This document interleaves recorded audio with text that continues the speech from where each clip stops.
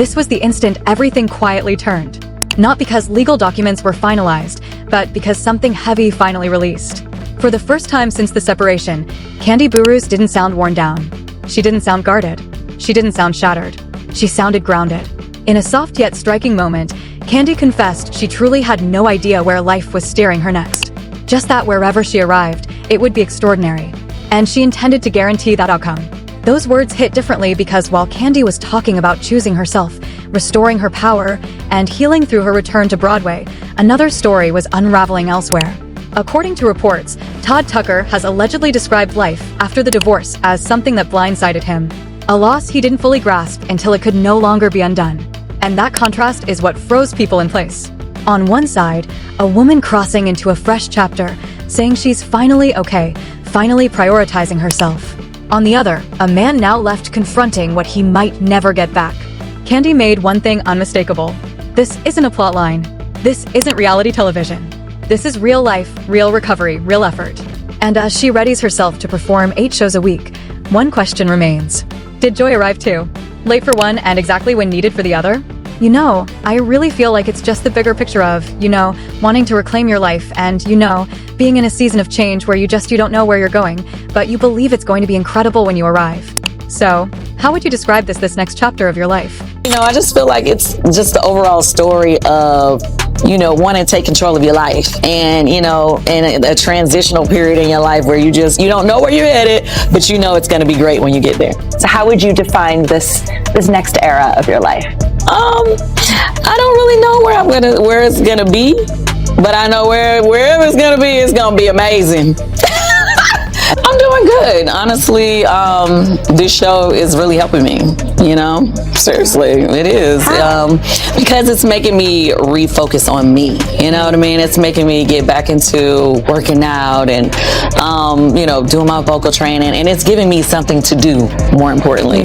Sometimes when you're going through stuff, you have to, you put yourself into your work. I don't know about the rest of y'all, but I put myself in a headspace to where I have to show up and be my best self, and then of course, like the other day I posted, the other day, I guess I was having a moment, but I'm thankful to you guys. I'm back to being my normal tourist self. I have my moments like everybody else where I get emotional, but then you snap out of it. Stop out of it and okay, I gotta be my best self. That's what it's about right now. Like and Juliet has life after Romeo. That's what this whole show is about. When I first started going through what I'm going through right now, this opportunity came. And I thought about it and I was like, I'm gonna do it. Wow, life imitating art imitating life, full circle. But that's so beautiful, actually, pulling on your real life experiences for this and channeling it through Angelique. How healing is that, and how challenging is that? It's both. Yeah. It's healing and it's challenging. Oh, you're amazing. You got your daughter in New York with you? Yes, Riley. Actually, she's filming her show, The Next Gen, right now. Yes. So they're filming, and honestly, until I have my first performance, which is December 11th, I really didn't want to hang out. I don't want to be talking over. For years, Kandi Burruss had spoken deliberately, measuredly, as if each word carried the weight of fragile balance. Now, it was different. After the divorce, her voice finally shed that familiar burden. No defensiveness, no guarded smile, no careful tailoring for public perception. Instead, there was precision. And that precision unnerved people because when Kandi described her life now, she didn't frame it as survival. She didn't present herself as emerging from wreckage. She spoke as someone advancing, even without full clarity on the path ahead. And that nuance resonated. Social media reacted instantly. Clips circulated. Quotes were extracted. Fans noticed the absence more than the presence. No resentment, no blame, no tether to the past, just a measured distance. But behind that calm, another story quietly surfaced. Multiple reports claim Todd Tucker has allegedly found the post-divorce reality far more destabilizing than he anticipated. Words like struggle, loss, and regret started circulating, not as accusations, not as confessions, but as subtle awakenings. The contrast was stark. On one side, Kandi stepping into a fresh chapter, tentative, yes, but deliberate. On the other, Todd seemingly grappling with the realization that certainty can arrive too late. That tension became the emotional epicenter. Because divorce doesn't truly conclude the moment the papers are signed. Sometimes, the ending doesn't come with papers or announcements. It comes when one person moves forward and the other finally grasps the weight of that movement. For Kandi, that forward motion wasn't abstract. It was tangible, relentless, unforgiving Broadway. For years, she had described it as a dream paused, always wanted, never fully within reach. Life, timing, and responsibilities kept pulling her off course. Now, the moment had arrived. And instead of holding back, she leapt. What made the world pause wasn't just the career leap, it was the symbolism. A woman closing a long, tangled chapter and stepping onto a stage where nothing can be faked, nothing can be edited, nothing can hide. 8 shows a week. Live vocals. No retakes. This wasn't comfort. This was exposure. Fans connected the dots immediately. The show she selected and Juliet wasn't subtle. A story of life after Romeo. A narrative of reclaiming voice, agency, and direction once a defining relationship ends. Coincidence? Or deliberate? As conversations swirled, Kandi addressed the parallels, not with drama, not defensively, but with disarming honesty. And Juliet has a life beyond Romeo. That's the heartbeat of this entire production. When I first started navigating my own struggles, this chance appeared, and I thought, I have to take it. That's just, wow. Life imitating art, art imitating life, full circle. And that's the beauty, drawing on your real experiences and channeling them through Angelique. How cathartic is that? And how demanding? It's both. Right now, I'm in the thick of it, fully pursuing this dream, taking it to the next level, standing on Broadway, performing Juliet. That admission landed harder than quietly turned because it stripped away the usual legal documents were finalized. There was no storyline to protect, something heavy, no crafted released. Narrative for cameras. For the first time since the separation to be stitched together. Kandi Burruss didn't sound worn down, and real didn't sound guarded. Kandi admitted she was anxious. She sounded anxious, and especially about performing live vocals. Kandi confessed she described really had no idea where life was steering her next, stretching her range, just that wherever she arrived, her body it would be extraordinary under pressure. And she intended to guarantee that outcome. She even mentioned her hands differently because while stepping on stage, talking about choosing that detail mattered, restoring her power, and healing through her return to Broadway. The kind of exposure that story was unraveling empowerment slogans. According to reports, she showed up anyway. Todd Tucker has allegedly described she felt ready after the divorce she refused as something that blindsided her choices. A loss he didn't fully grasp as something bigger than no longer be undone. Her children. And that contrast Kandi spoke about wanting them to witness her choosing challenge over comfort. A woman crossing into a fresh chapter isn't a warning, saying she's finally okay. Fear equals opportunity. Finally prioritizing she herself. She explained, you have to be fear. A man now cannot let fear stop you. What he might never rippled far beyond Kandi made one thing unmistakable. This isn't circulated. This isn't reality television with interpretation. This is real life. Some called it recovery, real effort. Others called it survival. And as she readies herself to perform, recognizes one truth. One question remains. Did this was a woman reconstructing herself in public without asking for pity. You know, meanwhile, I really feel like it's just the bigger picture of reflections became wanting to reclaim your life. While Kandi spoke about momentum, being in a season of change where you just don't know where you're going, not anger, you believe it's going to be incredible when you arrive. And so, that's where regret. How would you describe this next chapter? The internet predictably divided. I honestly don't know where I'm going to where it's going to lead. What he had lost, I know wherever Kandi reclaimed her independence. It's going to be amazing. Others warned against turning private reckoning into public judgment. This production is honestly helping me. Even those urging caution, seriously, ignore the symbolism. One person moved forcing me to refocus on myself. Visible. You know what I'm saying? Others seemed frozen. It's pushing me back into working out and silenced everything. Rebuilding my vocal discipline and referring to balancing more than 8 shows a week alongside her personal life. Sometimes when you're dealing with things, I just do it because I want to do it well. You know, no grand yourself into your work. No dramatic. I don't know about the rest of y'all. Just resolve. But I put myself that line wasn't inspiration. It was space where I have to show up and something deeper than ambition. And then, of course, not of the past. Like the other day I posted, and that's where the story I guess I was about divorce. But it becomes a tale of timing, awareness. I'm back to being my normal tourist. One person outgrows the life they once shared. Everyone else where I realizes it too late. But then you pull yourself out of it. Claim victory. Pull yourself out of it and say, okay, I need to be my best self. She simply moved forward. That's what matters right now. Sometimes that is the most unnerving ending of all. And Juliet has a life beyond Romeo. The echo of what was this entire production. And when I first began navigating what I'm facing now, some realizations only strike once the door has already thought about it, and then decided when silence becomes louder than anything ever spoken. Life imitating art, one person moves forward without glancing back. And that's the beauty of it. The absence from your own lived experiences and channeling them through Angelique's.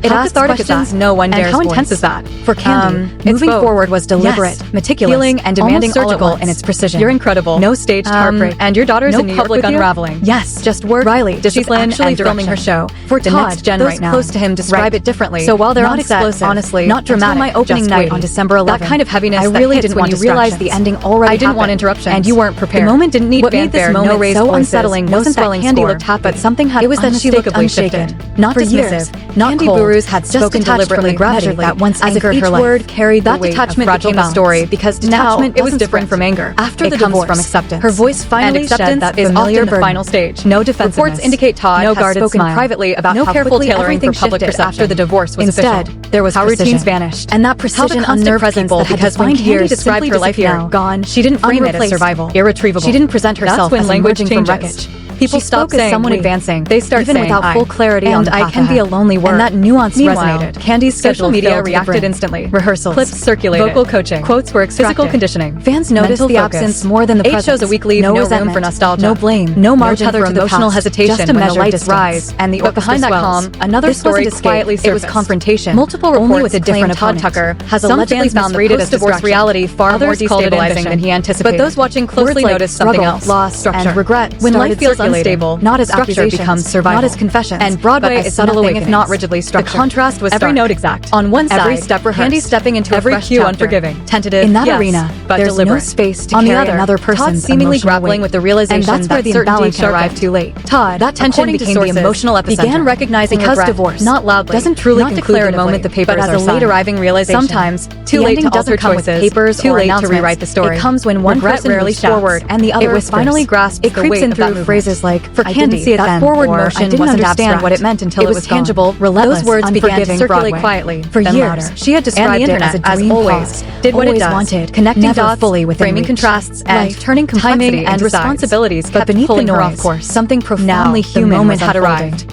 And instead of navigating the same ending from opposite directions, what made the world pause wasn't just the career leap, it was curling inward. And the further Kandi moved into her future, chapter, the more the past solidified into finality. Nothing can be faked. No attempts to rewrite history. Nothing can be edited. No public blame. No dramatic recounting of what went wrong.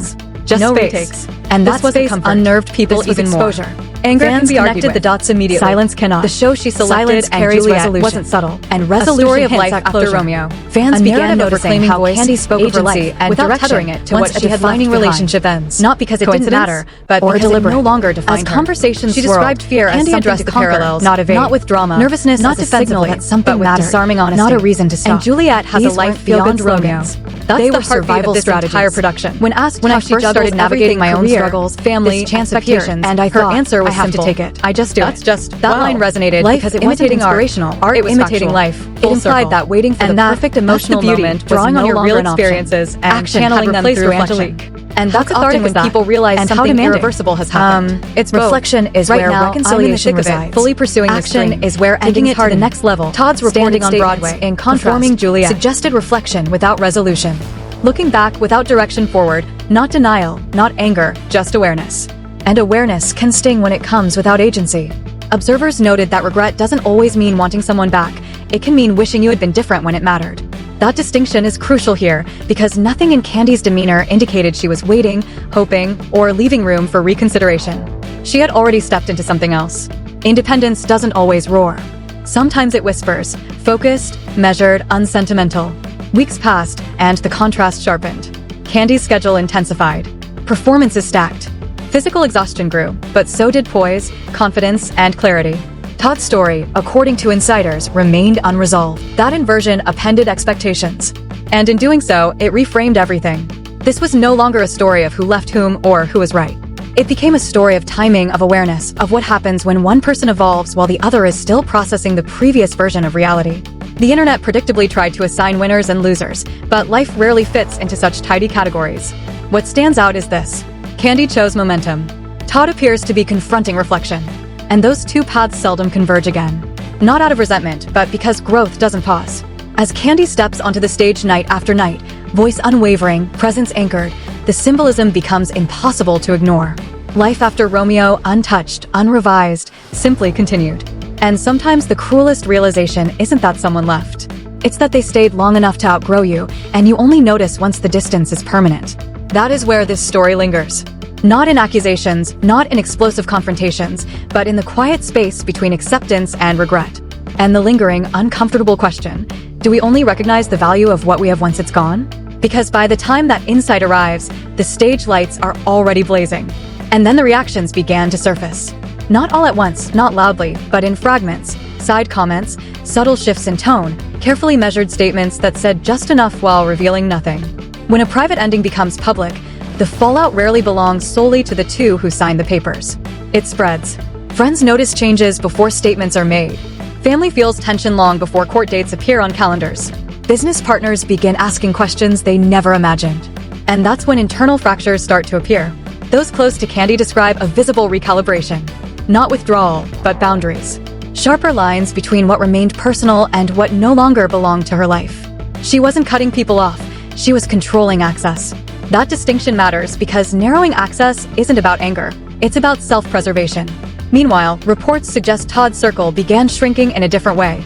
Less by design, more by circumstance. When routines collapse, so do the connections built around them. Support doesn't always vanish, it often just transforms. And change can be destabilizing, especially when paired with loss. Publicly, both parties remained measured. No explosive interviews. No tell-all confessions. No emotional press tours crafted to sway opinion. Yet silence can be strategic, and it can be revealing. Observers noticed how often Kandi emphasized control. Control of her schedule.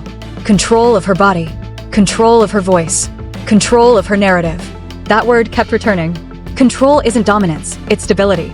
And stability is often forged in the aftermath of chaos. Meanwhile, speculation around Todd intensified, not for what he said, but for what he didn't deny. When questions linger and answers remain deliberately vague, the gaps invite interpretation. And interpretation is where tension thrives. As whispers evolved into conversations, attention slowly shifted towards something less visible, but far more consequential: the legal aftermath. Divorce doesn't end at separation. It reverberates through paperwork, negotiations, and courtrooms. According to sources close to the situation, the legal stage carried its own pressure. Not dramatic courtroom scenes, not headline-grabbing confrontations, but procedural weight, timelines, documents, terms transforming emotional decisions into binding obligations. That's where reality truly lands. Courtrooms don't care about intention, they care about record. They don't measure effort, they measure compliance. And in that arena, every decision made during a marriage becomes subject to scrutiny. Financial arrangements, business entanglements, long-term promises, nothing personal escapes inspection. Sources close to the proceedings suggest this phase forced both parties to confront the full magnitude of what they were leaving behind, not symbolically, but legally. That's when internal cracks deepen. Emotional closure rarely aligns with legal finality. Kandi's outward composure stood in stark contrast to the quiet intensity unfolding behind the scenes. Preparing for performances while navigating legal obligations demanded compartmentalization. And compartmentalization isn't numbness, it's survival. Todd, by comparison, was reportedly approaching the legal process more reflectively. Not combative, not disengaged, but deliberate. That posture can be misread as calm. Sometimes it's resignation, and resignation carries its own tension. As court dates approached, public attention surged again, not for scandal, but because something unresolved hung in the air. Fans debated outcomes they couldn't see. Commentators speculated about leverage, about who held control, about whether regret could shape negotiations. But courtrooms don't negotiate emotion. They formalize endings. And formal endings erase ambiguity. That's where the fracture lies. Ambiguity leaves room for hope. Finality does not. Behind closed doors, each clause agreed upon likely reinforced a truth neither side could escape. Whatever they once shared was being dismantled, piece by piece. Not angrily, not theatrically, but methodically. That alone can fracture even the strongest inner resolve. Yet outwardly, Kandi continued to radiate steadiness. She showed up. This fallout wasn't explosive. It was quiet, incremental, unavoidable. The kind that doesn't trend for a day but reshapes lives over time. As the courtroom doors closed on one chapter, the emotional weight didn't vanish. It redistributed into work, into silence, into questions that need no answer to sting. And for those watching from afar, one truth grew impossible to ignore. Some endings don't shatter with noise. They fracture internally until the distance between two people becomes structural, permanent. And once that structure sets, there is no appeal, only adaptation. And that is where this story now rests. Not in drama, not in accusation, but in the tension between what was realized too late and what moved on without waiting. Because when the fallout finally settles, reactions fade, and courtrooms grow silent, what lingers is the space between regret and resolve. And it's in that space that the true story emerges. This is where speculation ends and reality hits personal. When the noise fades and the cameras move on, what remains isn't a headline, it's reckoning. One person rebuilding in real time, another reportedly grappling with the weight of what cannot be undone. That contrast is what makes this moment so unsettling. This was never just about a divorce. It was about timing, about awareness arriving too late, about realizing that love, partnership, and stability don't vanish overnight. They erode quietly, while everyone assumes there will always be more time. Kandi didn't announce victory. She didn't declare herself healed. She simply moved forward. And sometimes, that's the most devastating outcome of all, because forward motion is final. It doesn't wait for closure. It doesn't pause for regret. Meanwhile, the silence on the other side speaks louder than any statement ever could. When explanations stop, people begin filling in the gaps. And gaps rarely soften with time. They sharpen. They harden. They become permanent. So the question isn't who is right or who is wrong. The question is this: how many recognize the value of what they had only after watching someone else live without them? Because by the time that realization strikes, the door isn't merely closed, it's sealed. If this story proves anything, it's that success doesn't always look loud. Sometimes it looks like peace. And peace is the one thing regret cannot overcome. So ask yourself, if the roles were reversed, would you have noticed sooner? Would you have listened when it mattered? Or would you be left explaining your regret to an audience that has already moved on? Drop your thoughts in the comments. Don't sugarcoat it. This isn't about sides, it's about truth. And stay tuned, because while this chapter may be closed, the fallout is far from finished.